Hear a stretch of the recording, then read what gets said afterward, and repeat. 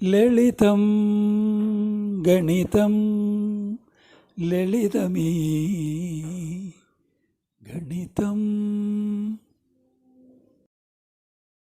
നമസ്കാരം മിടുക്കികളെ മിടുക്കന്മാരെ, എല്ലാവരും ഹാപ്പി ആയിട്ടിരിക്കണില്ലേ? എന്താ അവിടെ റോബോട്ടുമാരിനും കൂടിയിട്ട് എന്താണ് സംശയം ചോദിക്കുക? എന്താ സംശയം? തമിഴ്നാടിൻ്റെ ക്യാപിറ്റൽ ചെന്നൈയാണോ മദ്രാസാണോ? അത് ശരി. അത് സംശയം തമ്മിൽ ചോദിക്കുന്നത് നല്ലതാട്ടോ. അങ്ങനെ ചോദിച്ചിട്ട് തന്നെ കാര്യങ്ങൾ, അത് മാഷ് ടീച്ചർ എന്നുള്ള വ്യത്യാസമില്ല. വഴി പോകുന്ന ആൾക്കാർ ആരോട് ചോദിച്ചാലും ചിലപ്പോൾ സംശയത്തിന് ഉത്തരം കിട്ടാൻ നമുക്ക് പറയാൻ പറ്റില്ല. അപ്പോൾ നമുക്ക് നോളേജ് വരുന്ന വഴികളെ നമ്മൾ തടയരുത്. എല്ലാവരോടും സംശയം ചോദിക്കും, പക്ഷേ നമ്മുടെ ബുദ്ധിക്കനുസരിച്ചിട്ട് എടുക്കാവൂ. ഒരാൾ പറയുന്നത് അങ്ങനെ കേട്ട് ഇതാകാൻ പാടില്ല. അപ്പോൾ ഇവിടെ തമിഴ്നാടിൻ്റെ സംശയം ന്യായമാണ്. തമിഴ്നാടിൻ്റെ ക്യാപിറ്റൽ മുമ്പ് മദ്രാസായിരുന്നു, ഇപ്പോൾ ചെന്നൈയാണ്. രണ്ടും സ്ഥലം ഒന്ന് തന്നെ. പക്ഷേ പണ്ട് ബ്രിട്ടീഷുകാരുടെ പേരായിരുന്നു മദ്രാസ്. ഇപ്പോൾ ഓരോരോ സ്ഥലത്തിൻ്റെ പേരൊക്കെ നമ്മൾ ഇന്ത്യനൈസ് ആക്കുകയല്ലേ. അപ്പോൾ ഇന്ത്യനൈസ് ആക്കേണ്ട ബാക്കി ചെന്നൈക്ക് മറ്റേ തമിഴ്നാട്ടുകാർ പറഞ്ഞു ഈ മദ്രാസ് എന്നുള്ള ഇംഗ്ലീഷ് പേര് നമുക്ക് വേണ്ട, ചെന്നൈയാണ് അതിൻ്റെ ഒറിജിനൽ പേരാണ്, ചെന്നൈ എന്നാക്കി. അങ്ങനെ തന്നെ മാറിയത് തന്നെയാണ്. പണ്ട് ബോംബെ ആയിരുന്നു ഇംഗ്ലീഷുകാരുടെ പേര്, പിന്നെ അത് ഇന്ത്യനൈസ് ചെയ്തിട്ട് മുംബൈ എന്നാണ് ഇപ്പോൾ പറയുക. ഇത്രയുള്ള അപ്പോൾ സംശയം ശരി, രണ്ടും ഒന്ന് തന്നെയാണ്. പക്ഷേ ഇപ്പോഴത്തെ പേര് നമ്മൾ പറയുമ്പോൾ ഇപ്പോൾ തമിഴ്നാടിൻ്റെ ക്യാപിറ്റൽ വെച്ചാൽ ചെന്നൈ എന്ന് പറഞ്ഞു, മദ്രാസ് എന്നല്ല പറയുന്നത്. ഓക്കെ, ഇനിയിപ്പോൾ നമുക്ക് നമ്മുടെ ക്ലാസ്സിലേക്ക് വരാം. ഇന്ന് എടുക്കാൻ പോകുന്നത് CBSE മാത്സിൻ്റെ 7th ക്ലാസ്സിലത്തെ ചാപ്റ്റർ 3 ഡാറ്റ ഹാൻഡ്ലിങ്ങിൻ്റെ പാർട്ട് 4 ആണ് എടുക്കാൻ പോകുന്നത്. പെട്ടെന്ന് ക്ലാസ്സിലേക്ക് പോരൂ. അപ്പോൾ ഇന്ന് നമ്മൾ എടുക്കാൻ പോകുന്നത് ബാർ ഗ്രാഫ്സിനെ കുറിച്ചാണ്. നമ്മൾ 6th സ്റ്റാൻഡേർഡ് കുറച്ച് പഠിച്ചു അല്ലേ, ബാർ ഗ്രാഫ് എങ്ങനെ ഉണ്ടാക്കുക എന്നുള്ളത്. അത് നമ്മുടെ കയ്യിലുള്ള ഡാറ്റയെ ഒരു പിക്ചോറിയൽ റെപ്രസെൻറ്റേഷനാണ്. ഒരു പിക്ചറുമാതിരി വരച്ച് എങ്ങനെ ആ ഇൻഫർമേഷൻ കൺവേ ചെയ്യാം അത് കാണുന്നവർക്ക്. അപ്പോൾ അതിന് വേണ്ടിയാണ് ബാർ ഗ്രാഫ് ഉപയോഗിക്കുന്നത്. ബാർ ഗ്രാഫിൽ എന്താണ്, ഓരോ ബാറുമാതിരി ഷേപ്പിൽ വരയ്ക്കുകയാണ് ചെയ്യുക. അതിൻ്റെ വിഡ്ത്ത് ഇപ്പോൾ ഓരോ ഇതിനും വിഡ്ത്ത് ഒരേ വിഡ്ത്തായിരിക്കും.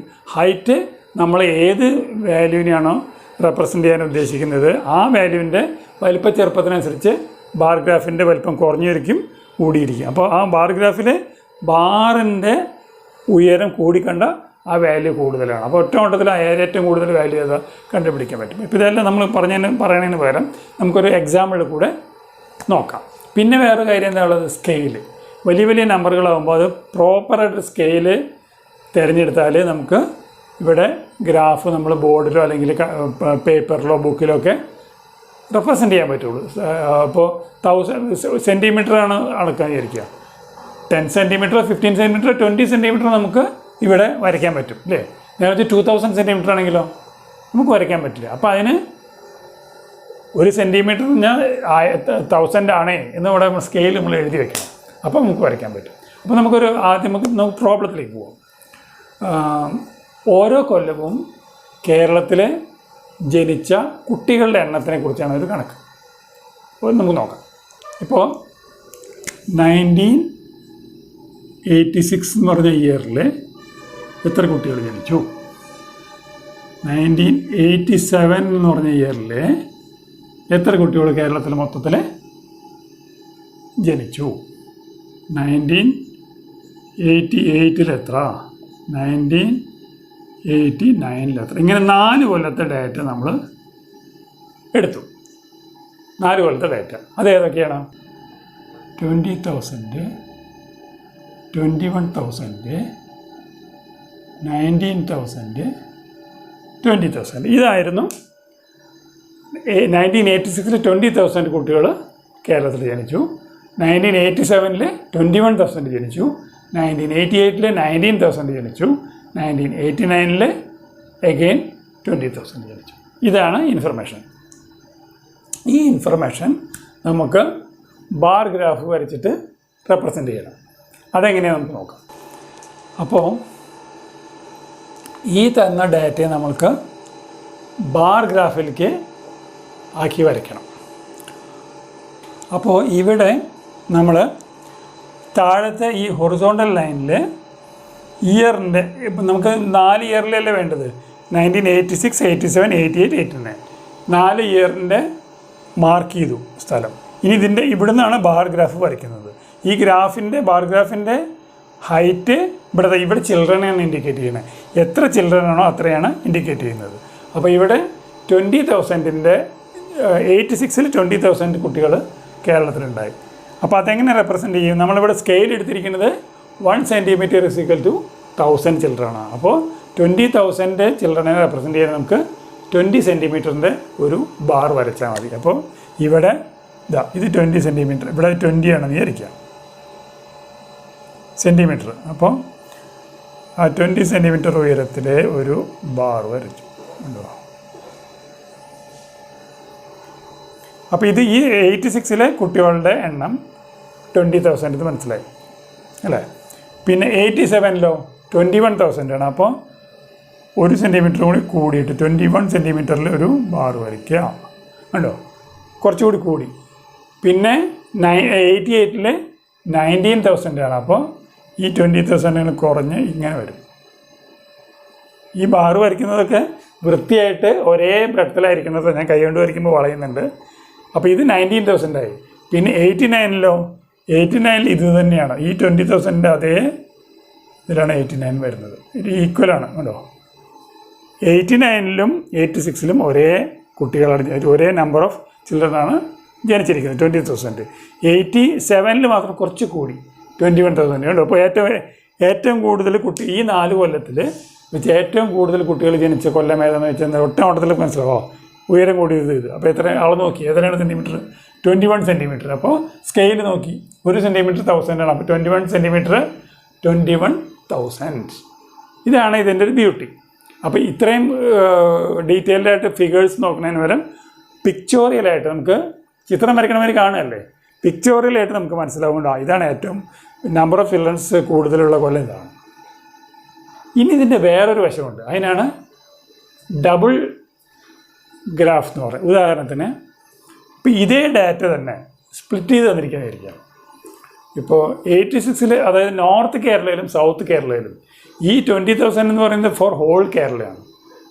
നോർത്ത് കേരളയിൽ 10,000, സൗത്ത് കേരളയിൽ 10,000 എന്ന് പറഞ്ഞാൽ അപ്പം നമുക്ക് ആ റെപ്രസെൻ്റ് ചെയ്യണമെങ്കിൽ 2 ഗ്രാഫ് വരയ്ക്കേണ്ടി വരും. ഒന്ന് സൗത്ത് കേരളയ്ക്ക് വേണ്ടി ഒരു ഗ്രാഫ് 10,000, 9,000 ആയിട്ട്, പിന്നെ നോർത്ത് കേരളയ്ക്ക് വേണ്ടി വേറൊരു ഗ്രാഫ് വരയ്ക്കേണ്ടി വരും. അപ്പോൾ ആ 2 ഗ്രാഫിൻ്റെയും കൂടി ചേർത്ത് വായിച്ചാൽ നമുക്ക് ആ ഡാറ്റയുടെ പൂർണ്ണരൂപം മനസ്സിലാവുള്ളൂ. അതിന് പകരം ഉപയോഗിക്കാവുന്ന ഒന്നാണ് ഡബിൾ ഗ്രാഫ്. ഡബിൾ ഗ്രാഫ് എന്താണ്? ഇതേ ഡാറ്റ നമ്മൾ ഇങ്ങനെ വേറൊരു ഗ്രാഫ് വരച്ചു.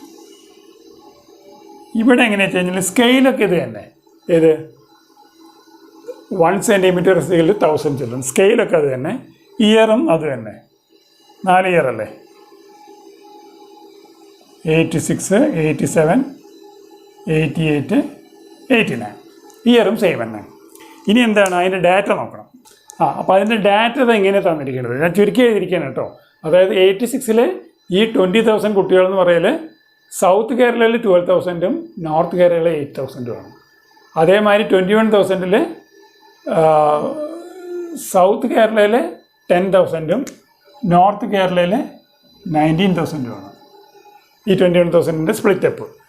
പിന്നെ 19,000-നോ സൗത്ത് കേരളയിൽ 9,000-ഉം നോർത്ത് കേരളയിൽ 10,000-ഉമാണ്.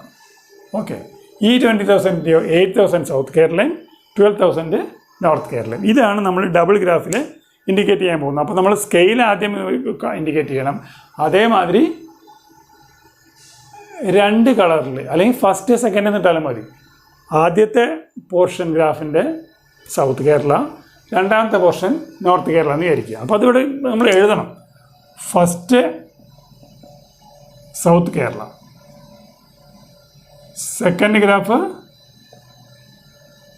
നോർത്ത് കേരള.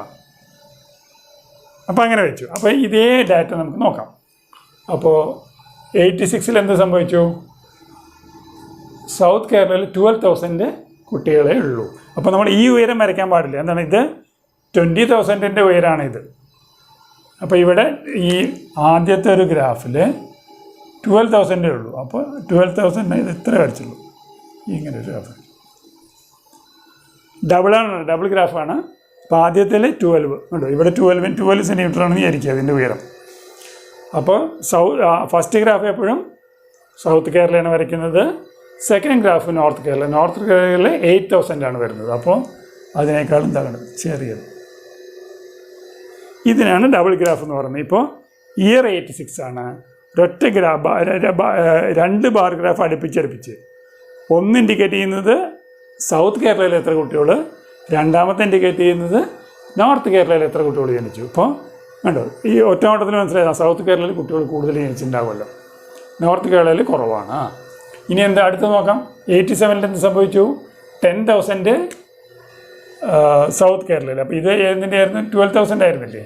അപ്പോൾ അതിനേക്കാളും കുറച്ചും കൂടിയും ചെറുത് വേണം. എന്നാൽ 8നേക്കാളും കൂടുതലായിട്ട് വരയ്ക്കുക. 10,000 സൗത്ത് കേരളയിൽ, 11,000 നോർത്ത് കേരളയിൽ. അപ്പോൾ ഈ 10നേക്കാളും 12നേക്കാളും താഴെ മതി. 12,000. അപ്പോൾ എന്നാൽ 10നേക്കാളും കൂടുതലും വേണം. ഇത് 10 ആയിരുന്നല്ലോ. അപ്പോൾ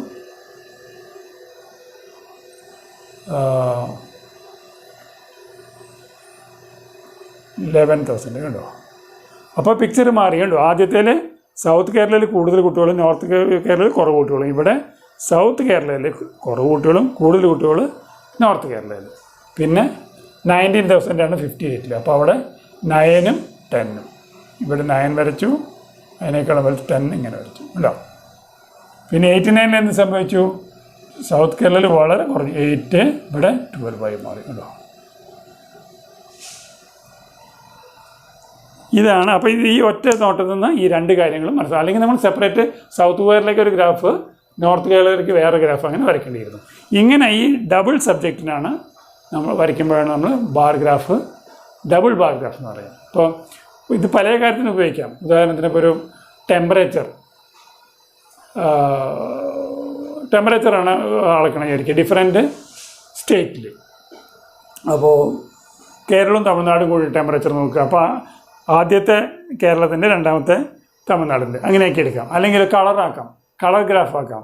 ബ്ലൂ കൊടുക്കുക, കേരളയ്ക്ക് ബ്ലൂ, തമിഴ്നാടിന് ഗ്രീൻ കൊടുത്തു കഴിഞ്ഞാൽ അങ്ങനെ ആദ്യത്തെ കളർ. അപ്പോൾ കളർ കൊണ്ട് നമുക്ക് ഏതാണ് തമിഴ്നാട് ഏതാണ് കേരളം എന്ന് മനസ്സിലാവും. അതുകൊണ്ട് നമ്മൾ എഴുതുകയും വേണം. ഇപ്പോൾ നമ്മളിവിടെ എഴുതിയില്ലേ, ഫസ്റ്റ് ബാർ ഗ്രാഫ് സൗത്ത് കേരളയുടെ, second bar graph north Kerala എന്ന് പറഞ്ഞ മാതിരി കളറും കൊടുക്കാം. Blue colour Kerala, green colour Tamil Nadu, അങ്ങനെ കൊടുത്തു കഴിഞ്ഞാൽ അപ്പോൾ ആ കളർ നോക്കിയിട്ട് നമുക്ക് ഏതിൻ്റെയാണ് ഇവിടെ വരച്ചിരിക്കുന്നത് മനസ്സിലാവും. ഈസിയാണ്. ഇതൊക്കെ നല്ല രസമായിട്ട് ഇങ്ങനെ പഠിച്ചു പോകുന്നുണ്ട്. വലിയ പ്രശ്നമുള്ള കാര്യങ്ങളൊന്നുമല്ല. ഓക്കെ, അപ്പോൾ ലളിതം ഗണിതത്തിന് ഇന്നത്തെ ക്ലാസ് ഇവിടെ അവസാനിക്കണു. ഇപ്പം എന്നും പറയുന്ന മാതിരി സബ്സ്ക്രൈബ് ചെയ്യാൻ ആരെങ്കിലും വിട്ടുപോയിട്ടുണ്ടെങ്കിൽ സബ്സ്ക്രൈബ് ചെയ്യണം. അതേമാതിരി നിങ്ങൾ ഏതെങ്കിലും കൂട്ടുകാരോട് പറയാൻ വിട്ടുപോയിട്ടുണ്ടെങ്കിൽ പറയുക. അവരെ ഈ ക്ലാസ്സിനെ കുറിച്ച് അവരെ കൂടി പറഞ്ഞിട്ട് അവരെ കൂടി സബ്സ്ക്രൈബ് ചെയ്യിപ്പിക്കുക. ഓക്കെ, ഇതൊക്കെ നിങ്ങൾ ഡെയിലി ചെയ്യേണ്ട കാര്യങ്ങളാണ്. പിന്നെ അപ്പോൾ ഇനി നമുക്ക് ഇന്നത്തെ ക്ലാസ് ഇവിടെ അവസാനിക്കില്ല. അപ്പം നമുക്ക് നാളെ കാണാം. ബൈ.